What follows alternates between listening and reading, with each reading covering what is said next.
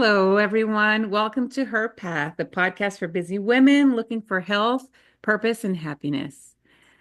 I wanted to touch today upon something that has been huge the last few years, and that's weight loss medications.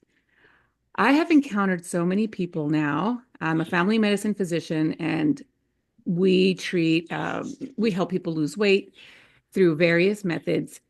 But there have been weight loss medications in the last few years that have been amazing and a tool to help people lose weight. But what I've been encountering is that people have been using these medications, these weekly injectable medications, and have reached the maximum dose of the medications. Maybe you know somebody, or maybe you are somebody who has gone through this and has lost they're not at their goal weight despite being on the maximum dose of the medication. And what I hear is, now what? Now what? I'm on the maximum dose of this. I've only lost 10 pounds. I have 50 more pounds to go to get to my goal weight. Now what do I do?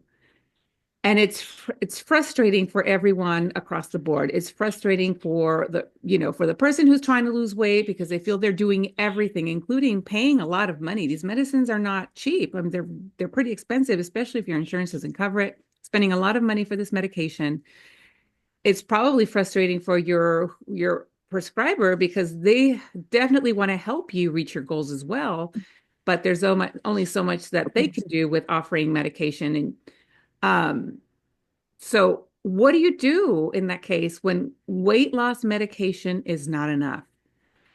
Some of the things that I've seen with regards to this is we lose the the importance of setting up a plan for ourselves, a structure for ourselves, a kind of a roadway to keep us on track. What I see is a lot of people using medications as the magical solutions. I don't have to change anything. I inject myself or I take these pills because weight loss medications have been around for a long time and it's nothing new. They are meant as a tool to help guide us in weight loss, but definitely it can be done wrong. And the way it's done wrong is expecting the medicine to do all the work for you, is expecting the pill to magically shrink off the fat or expecting the injection to magically shrink off the fat. And to a point, they can, because it does give you a sensation of fullness, it decreases that food chatter, the cravings for things that you can definitely cut out to get weight loss. But what people do is they don't structure themselves. They don't follow a particular eating plan. They don't track what they're doing. And so when the scale stalls, nothing happens. Despite using a medication, the frustration comes in and the feeling that they're doing everything possible comes up. And then a feeling of disappointment and nothing works. And so there's nothing that I can do. And so I wanted to have a discussion around that and feel free to chime in, ladies. What do you feel, or what do you do when you feel like you're doing everything and nothing is working? Like, what are some things that you do in that situation? Well, for me, I am a very curious person, and what I'll do is I'll go out into the world or an online world and basically, right, ask Google the answer to my problem and see what pops up.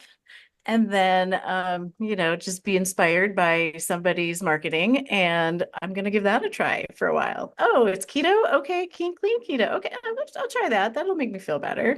Or, Right, right, right. whatever it is. Yeah, So the yeah. key thing is that you try something different. You're going to try something. I use like you know weight loss or health or eating or whatever you want to call it, like my how I eat, how I Right. choose to fuel my body for energy, as an experiment. Yeah. And I feel like I've done that for so long that that's just how I am and who I am. I experiment with all kinds of ways of eating. I'm not like set in any one camp saying this Right. is what you should eat. Yeah. Exactly. And that's exactly what I had to do. Probably like 7 or 8 years ago is when I really started thinking about my weight and losing weight, was try something different.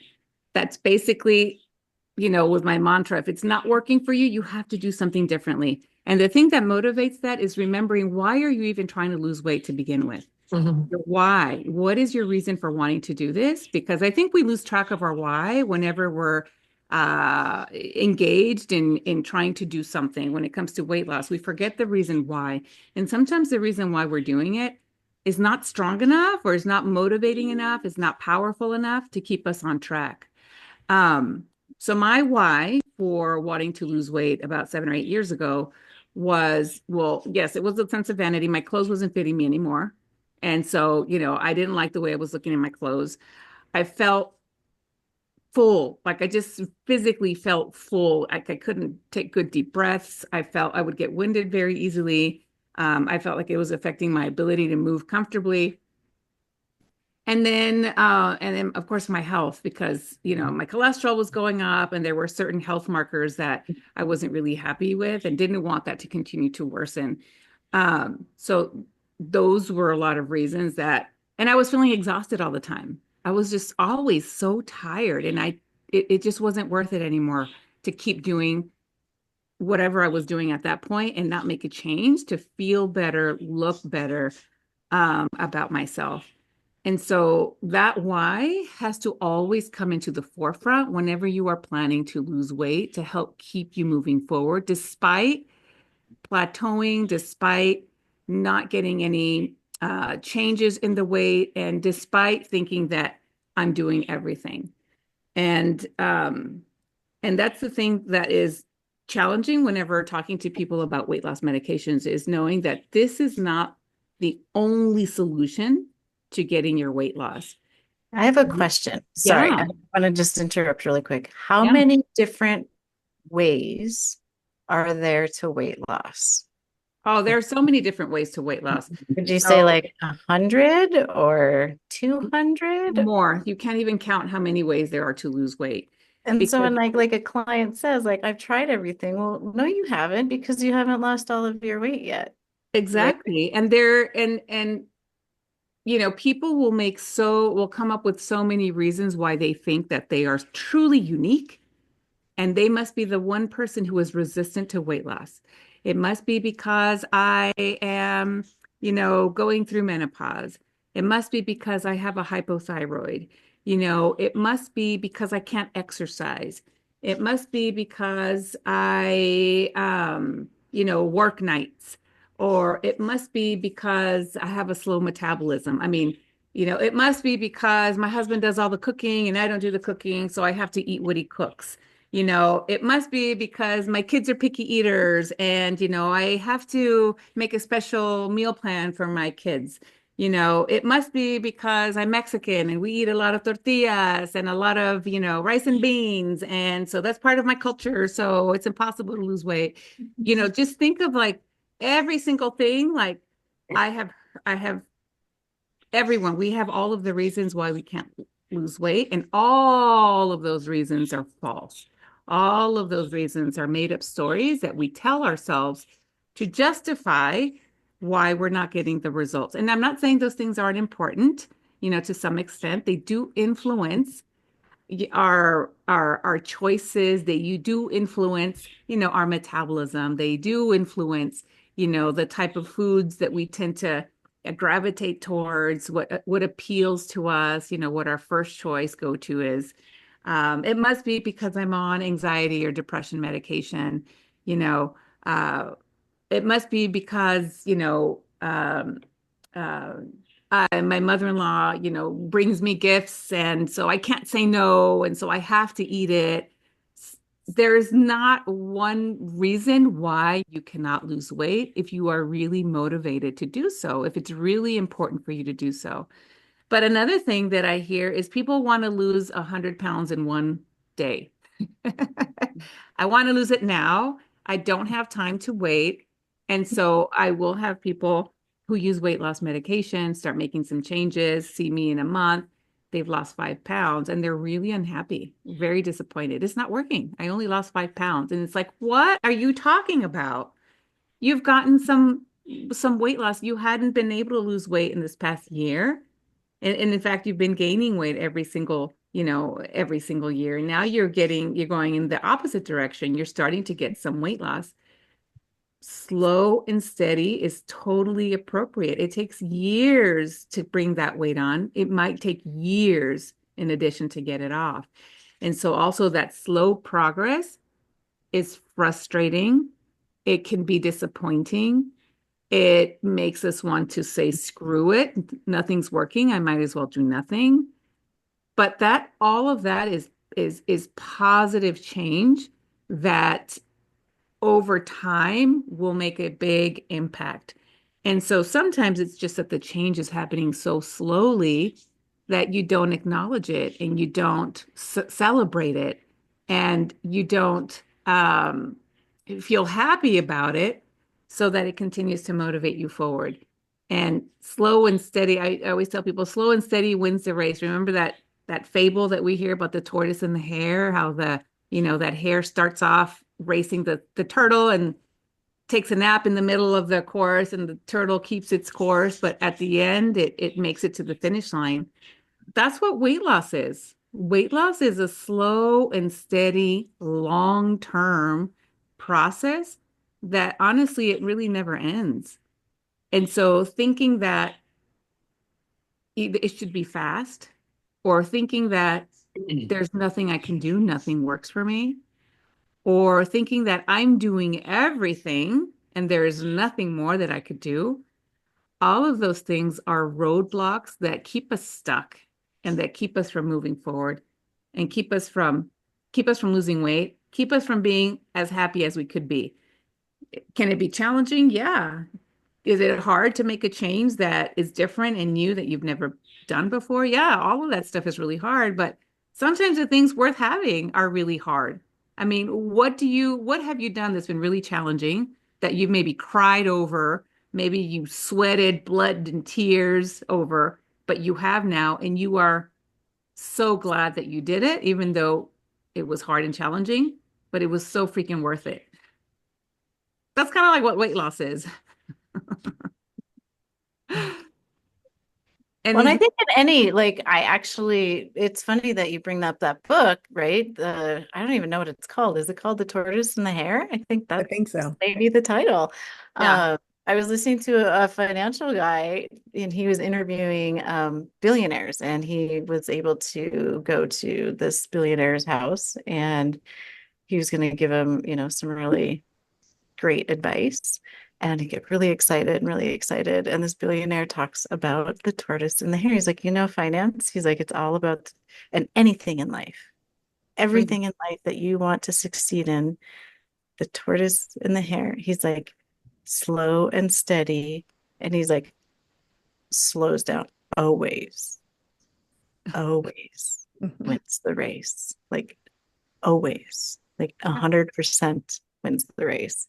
Right. So just kind of thinking about that of like just kind of compound interest in like doing like the little things every day and I think some things that we get so frustrated why they're only frustrated by the 5 pounds is they think they have to wait to be happy or enjoy themselves or their lives or be, satisfied or can love themselves until they've reached that goal. Like in our culture, for whatever reason, it's like, I'll be happy when, right? I'll be happy when I XYZ, lose the weight, marry the person, have the child, get the house, all whatever. And we get those things and it still hasn't filled that sense that longing of happiness that we wanted the whole time. And it's a great quote. I don't remember where it comes from, but like if you like at the end, like unhappy journeys don't lead to happy endings, right? So if Yes. you're Yes. miserable during this Right. process, you're Yeah. not going to be happy at the end, right? Like, a lot of the entrepreneurs, like in the millionaire world, right? Like if you're not happy and enjoying it along the way at the end, you can't sustain. You're not going to um last because Right. it's not enjoyable. You're just doing this like this burdensome because I should, right? Almost like the people pleasing. Right. Yes. I'm And I'm wondering, back to something that, you said, Gabby, about there's always a well, I can't because of this and I can't become of that. And Right. I'm wondering about a block, a mental block, right? A thought Mm-hmm. block. So I do that. I dive into those a lot with my clients around they know how to overcome a problem at work, or they know they need to change jobs, or they know they need to do X, Y, or Z. It doesn't really matter. Yeah, no matter what they do, they can't get there. And Mm-hmm. what is that block? What is happening in their mind that's preventing them from reaching that goal? Right. And I feel like that can be a useful tool with weight loss as well, right? Mm-hmm. You know what you need to do. You know the right things around taking care of your body and moving your body, and yet it's not happening. And we're Yeah. adding medication in and all those things. But what is that? What is what is that thought, or what's happening in your mind that is blocking the success? Right. And I like to call it as identify the challenges and Yep. let's troubleshoot what those challenges are for you. So I don't cook. That's one I hear. I don't cook. My husband does all the cooking. So then we say, well, can you, try to troubleshoot different ways that we might can get around that? Like have a discussion with your husband and tell him how important this is and if you'd be willing to cook XYZ, which are foods that you would really want to eat on a rotation so that you could be more successful. Or, you know, what about the portions? Can we change the portions of what your husband, because you can still lose weight if you're eating, carbs or you're eating protein, because we know that it doesn't matter what diet you're following, what kind of protocol you're following. The key is consistency, is just doing Right. it over and over and over and over. It don't matter if you're whole 30, keto, low carb, vegan, vegetarian, whatever you want to call it, any one of those ways of eating, you can lose weight. But it's about sticking to that structure and troubleshooting it, those challenges, so that it makes it easier for you to stick to it.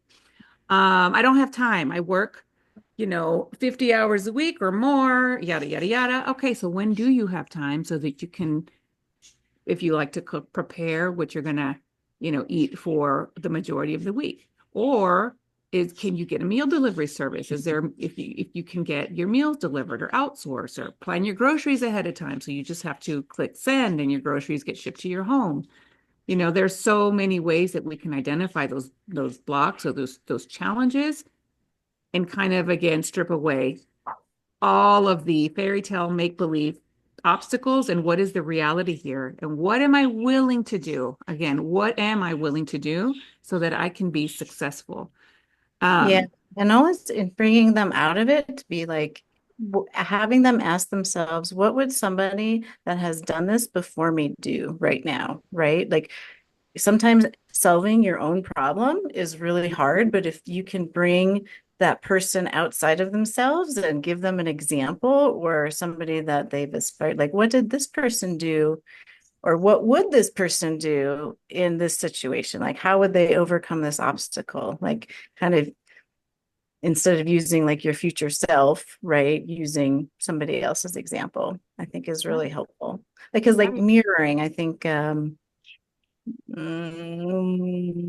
of our colleagues and I were talking about mirroring and like the psychology, like the psychological concept of mirroring. Like we do things as we see, right? And Mhm. so Yeah. being able to have some sort of a, a guide or a mentor, and that's what you do, Gabby, right? In your practice.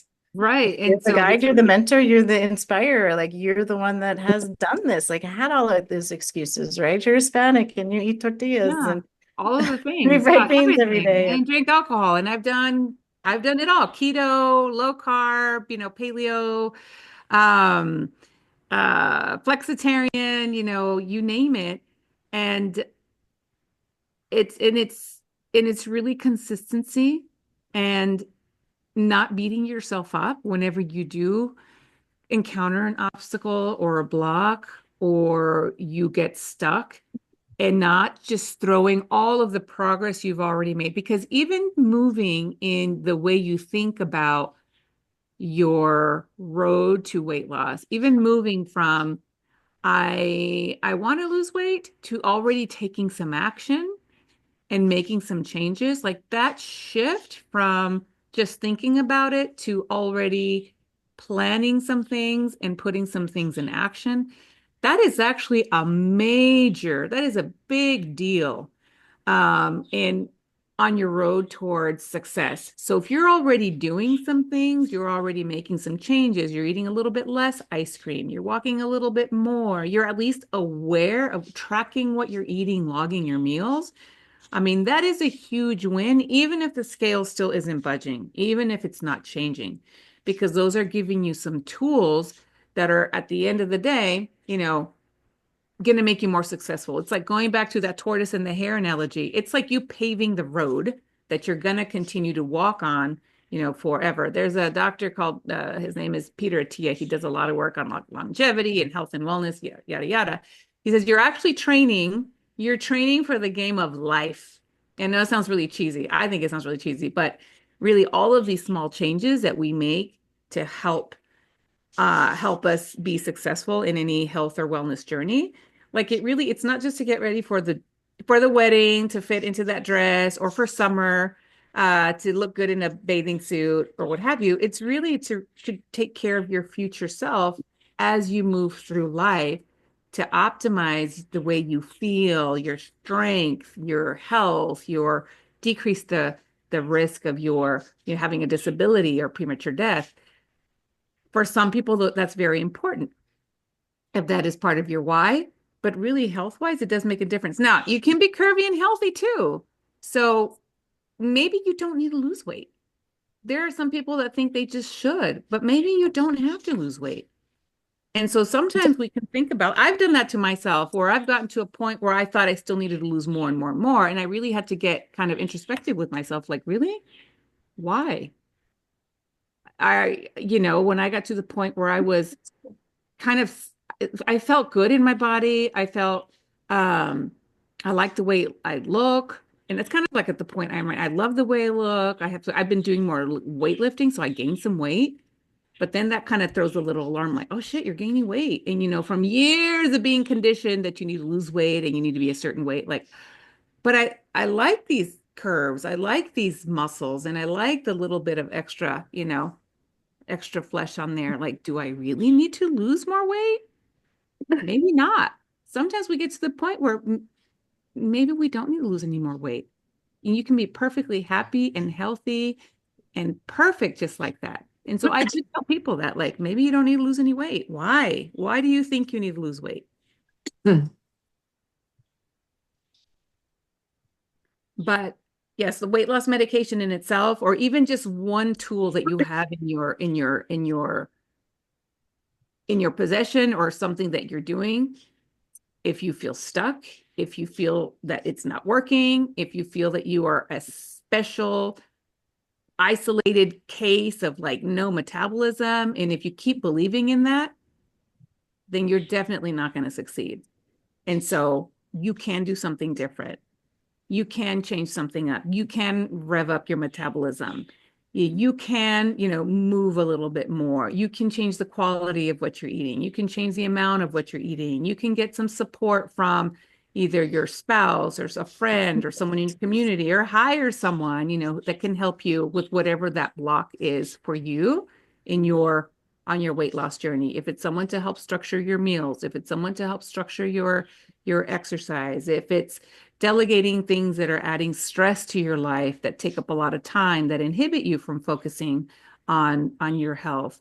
Maybe it's limiting all the things that you're trying to do, because some people are trying to lose weight, exercise, be the, 5 roles at work, be super mom, be super dad, be everything all at once. And that is overwhelming.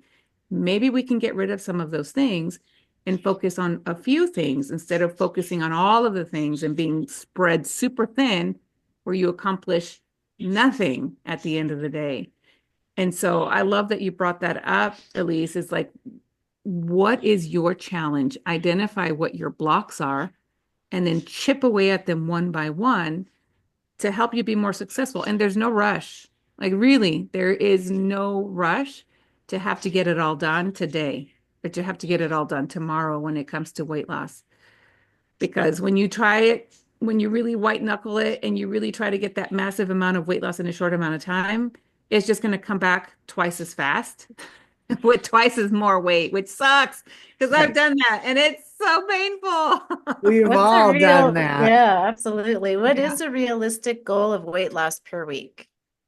Like A I have half an a idea in my pound. head. It's like Yeah, a it's like half a a half a pound pound a to a week, right? pound a week. And that's on average because you're going to have some weeks where you lose like 2 to 3 pounds and you're going to be like, fuck it, I'm crushing this. This is amazing. This is working. I'm going to keep doing it. And then you get stuck for a month.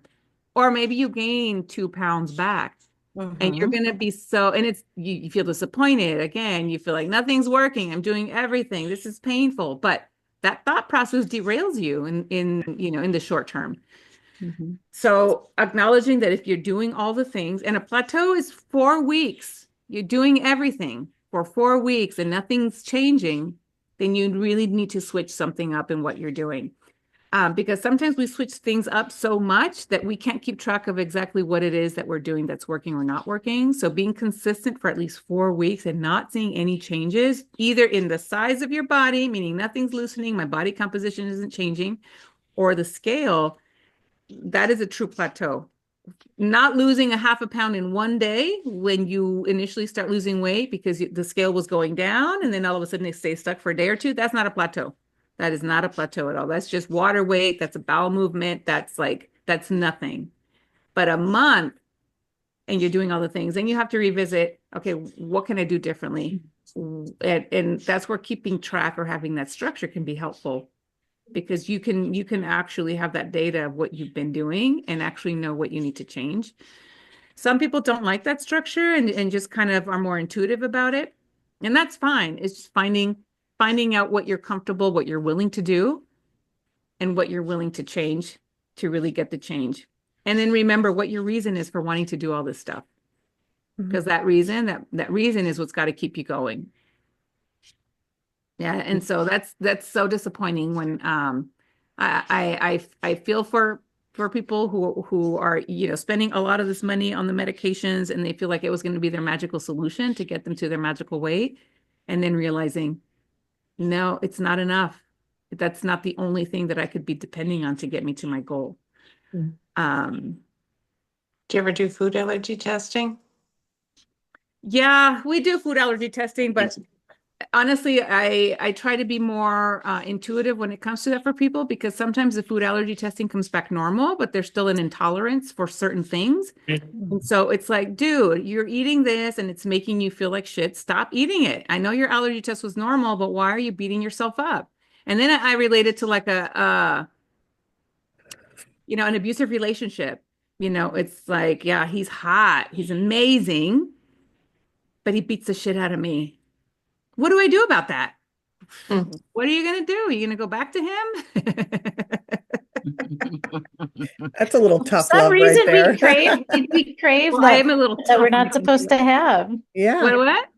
For whatever reason, we crave that food we're not supposed to have, or that is like just gives us a little bit of like irritation. Like we want, Yeah, I hear, I eat spicy food and I have really bad heartburn and, or, or, or what else, drinking a lot of acidic stuff and, it's making my tummy feel bad, or I eat fatty meals and then I get a stomach upset, or I I eat eat this and I break out in a dairy. rash, or I get diarrhea and all the things. And or when I eat late, I get just, I feel full and bloated and it's like, okay, well, you've identified a pattern here. That's amazing. You've done half the work.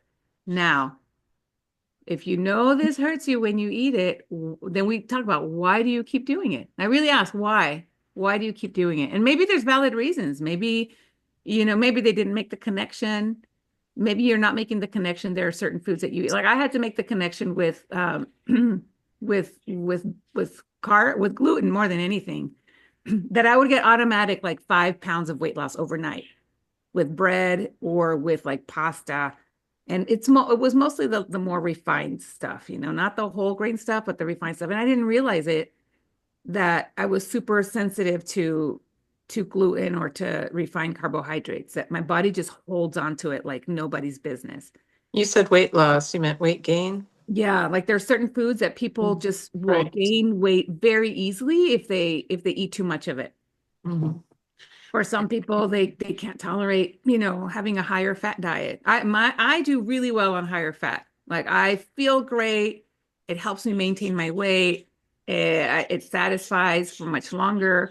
I don't have any digestive problems with it, but there are other people who do, with higher fat. And it depends. Is it animal saturated fats or is it, plant fats? Like some people get really bloated and really gassy with a lot of plant-based foods.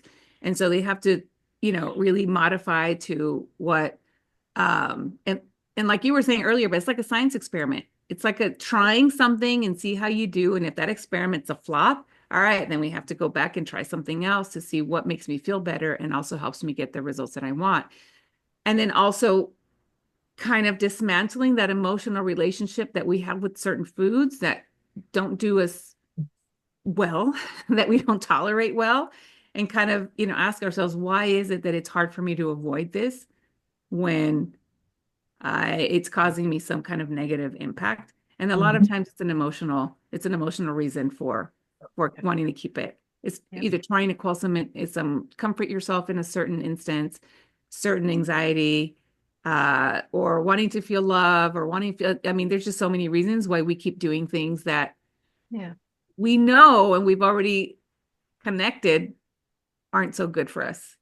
And sometimes it's simply a habit that is like the neural pathway that they just need the information, the tools, the information that all of us have to be able to Right. break that and change that pattern. Right. And it's so ingrained that pattern of doing something Mhm. Right. like, like coming home after work and then having a drink. And if you have a drink, it's going to go into two. And if it goes into two drinks, you're going to eat more. And then you're going to step on the scale and it's not going to budge. But then you think to yourself, but I didn't eat anything. I skipped breakfast and lunch and I just had dinner and I hardly eat anything and I'm not losing any weight. And so being aware of those habits that are not helping with your progress and then working on how can I change it in a way that's not so distressing for me, that is not going to make me more anxious, it's not going to make me feel like I'm suffering, but at the same time that I can feel good about and actually do for the long term. So instead of doing two drinks, maybe switching it to, one drink, or maybe having a mocktail instead of a real cocktail. And so I've switched over to like sparkly waters, the different flavor, low calorie, zero sugar sparkly waters, put in a pretty glass. And so when I get home, I'll do that.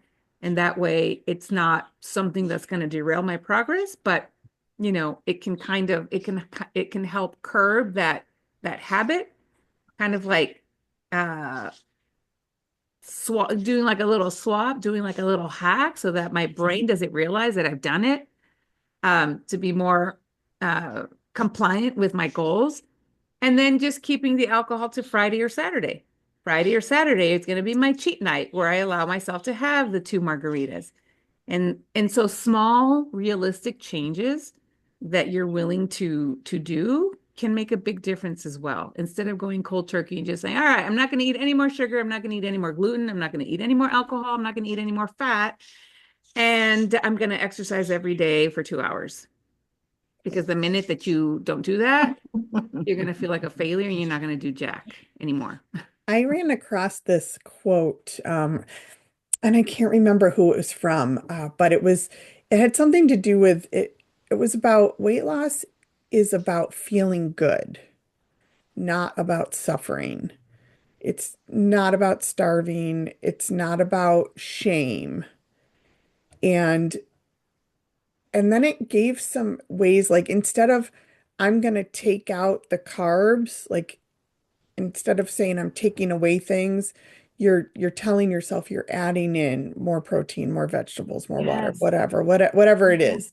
But Yes. it's that like to you say, you're kind of like tricking yourself. Right. And I'm wondering how you all like what's your reaction? Because honestly, when I saw that quote, like it's about feeling good and it's not about suffering and it's not about starving and it's not about shame, I was like, "Pff, okay, well, that's not how my experience has been. It's the opposite, right? So Yeah. Is it a thought model? Is it training our brains? Is it, you It know, is. I totally agree. And I think we shouldn't have to suffer through losing weight. And I love that it should be it should be fun. It should feel good, and you should feel good about it afterwards. Um, and so I love the concept of adding things, making it, letting your mind know that you're going to be adding some things instead of making it feel like you're subtracting something. Because anytime someone takes something away from you, just think about the times where you've had to pay extra for something, or you were deprived in some way. Deprivation does not feel good. Mm. And it's not something that inspires motivation. Deprivation doesn't inspire a long-term commitment. Deprivation doesn't inspire support. So from a place of deprivation, we want to get away from that. And so adding more water, adding more vegetables, adding more fruits, adding more sleep, adding more sunshine, adding more dancing, adding more things that are going to bring you joy, help you be successful, instead of thinking, I'm going to take away all the things that bring me joy and make me happy, is a wonderful trick to use to help keep you motivated and help you be more successful. I love that. Well, it's been a wonderful discussion to have, and I know we're going to have more discussions moving forward, but yes, weight loss medication is not a magical solution to getting all that weight off fast. There isn't a magical solution to get all that weight loss fast. When we do figure out what that is, we'll definitely share it with everybody because I know we all want to know. But remember, slow and steady wins the race. Be patient with yourself. There is definitely something that you can do differently if you are willing to, if you are so motivated and you really want to make a change. So keep listening and we'll keep sharing more tips with you. Talk to you all later. Bye. Bye. Bye.